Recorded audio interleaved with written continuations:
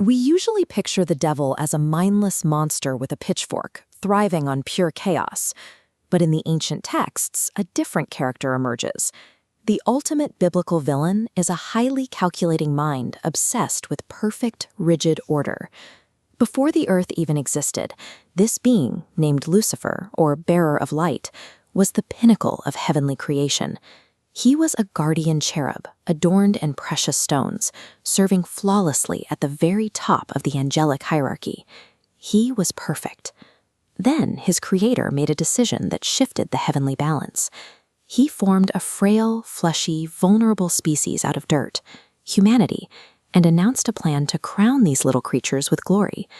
Eventually, these physical beings would inherit the universe and even have the authority to judge the angels.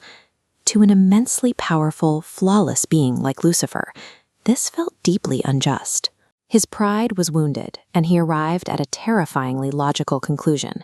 These weak, pathetic animals were inherently unworthy of such an elevated status. He set out to prove to God that making humans was a mistake.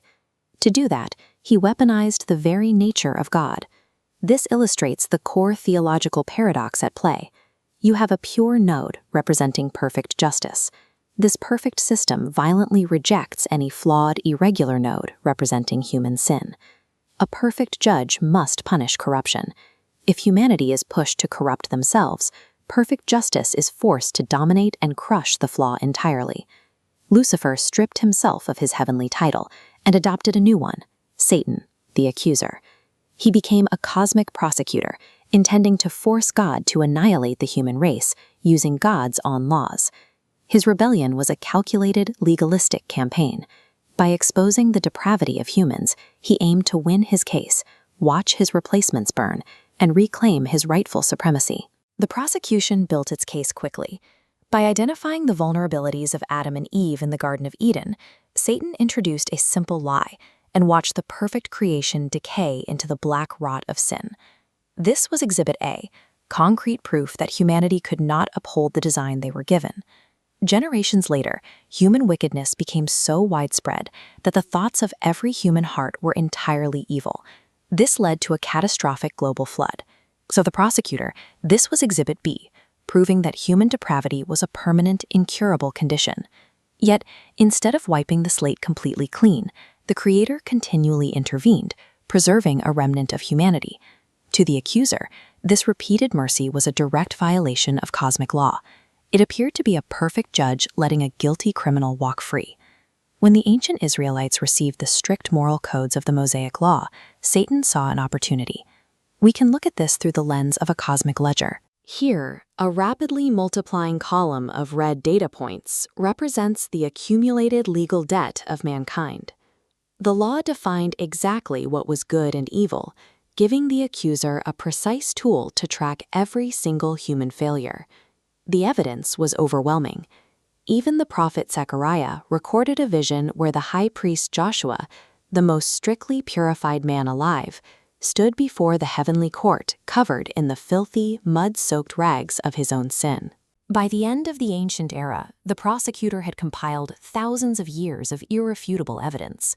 He had built an airtight legal argument showing that to maintain any semblance of perfect justice, God had to exterminate the human race. Faced with a perfectly structured legal trap, the Creator entered the universe's physical legal system himself, taking on human form as a carpenter from Nazareth named Jesus.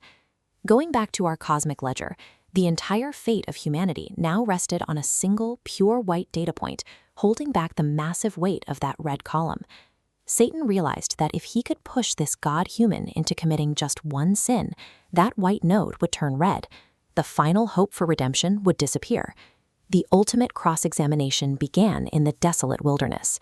Knowing Jesus hadn't eaten for 40 days, the accuser relentlessly attacked the physical vulnerabilities of the human body. He offered bread to a starving man, challenged him to jump from a temple, and promised him the kingdoms of the earth without the suffering to come. But the human held firm. The trial escalated to its horrific climax at the crucifixion. Satan mobilized every earthly piece he had, subjecting Jesus to catastrophic physical mutilation, profound public humiliation, and crushing spiritual isolation. The strategy was to inflict such unfathomable agony that this man would finally snap and curse his Creator. Bearing the full weight of human depravity, Jesus cried out into the darkness and breathed his last breath. As the body went limp on the wood, the accuser waited for the confirmation of his victory. The man was dead. The hours turned into days. Satan was absolutely convinced he had won. He believed he had successfully exploded the fragility of the human condition, permanently trapped the Creator in a legal paradox, and secured humanity's total doom. On the third day, the stone was rolled away. Jesus had endured the absolute maximum threshold of human suffering and never once stumbled into sin. He maintained perfect obedience all the way through death. By dying as a sinless human, Jesus legally absorbed the universal penalty intended for the guilty. Look at the ledger again. The white data point expands, sweeping across the ledger and erasing the red column of debt. The demands of perfect justice were satisfied. The cosmic case was immediately dismissed. Satan was permanently disbarred. He had no more evidence, no more outstanding debts, and absolutely no legal standing to bring accusations against humanity before the court of heaven. The realization of this defeat triggered a total psychological collapse. The calculating aristocratic prosecutor vanished. Stripped of his logic and his power, he devolved into what the ancient texts call the devourer, a creature violently contorting into a beast, acting on nothing but pure nihilistic spite and rage.